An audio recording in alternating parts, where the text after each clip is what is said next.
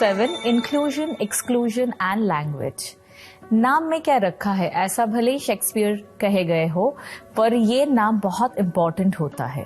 दोस्तों, किसी भी कहानी के शुरुआत से पहले उसके लिए एक इंटरेस्टिंग सा टाइटल होना जरूरी होता है, जो आपकी कहानी के सस्पेंस को और भी ज्यादा रोमांच से भर देता है। फॉर एग्जाम्पल, बॉलीवुड के कुछ जाने माने मूवीज के टाइटल्स। जिस तरह टाइटल कहानी में रोमांच भरता है, उसी तरह नॉवेल की लैंग्वेज किसी भी कहानी को अपने रीडर से कनेक्ट करवाती है।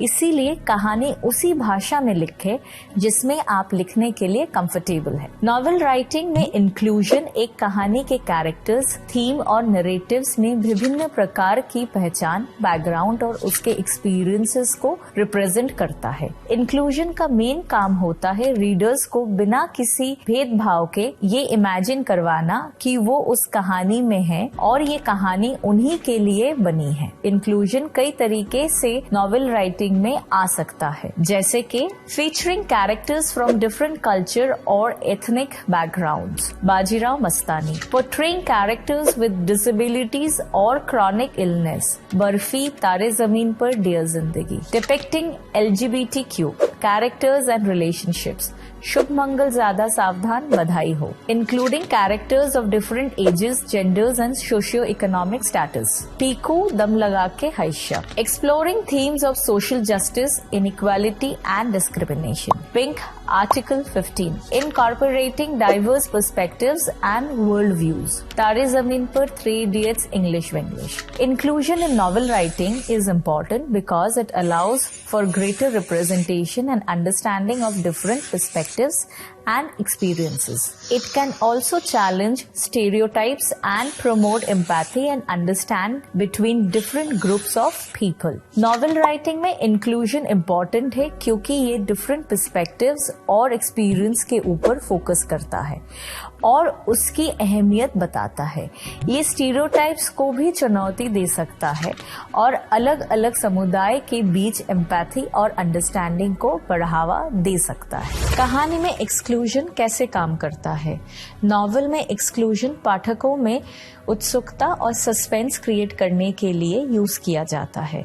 ये एक राइटिंग टेक्निक है जिसके द्वारा राइटर अपने पाठकों में रहस्य की भावना पैदा करते हैं। इससे पाठक सोच में पड़ जाते हैं कि क्या हो रहा है या आगे क्या होगा। एग्जाम्पल, इसका बेस्ट एग्जाम्पल है अंधाधुन। अंधाधुन एक ऐसी मूवी है जिसमें बहुत सारे ट्विस्ट एंड टर्न्स के साथ ऑडियंस को एंगेज रखा गया।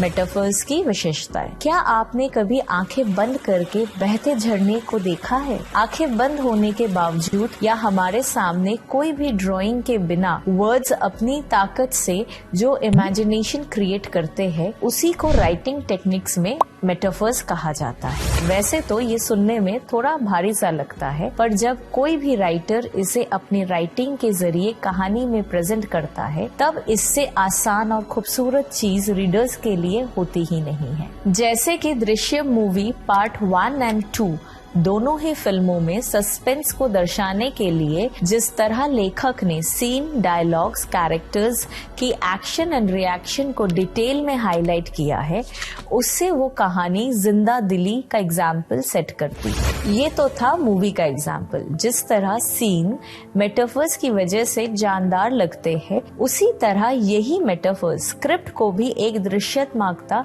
हासिल करने में सहायता करता है। माही ने खुद को मिरर में ऊपर से नीचे देखा। वो एक्साइटेड थी। उसे वो गुड न्यूज जल्दी से जल्दी युवराज से शेयर करनी थी। कितना खुश होगा युवराज ये न्यूज सुनकर। सोचते ही माही के गालों पर लाली आ गई, लेकिन उसे थोड़ा सा अजीब भी लग रहा था।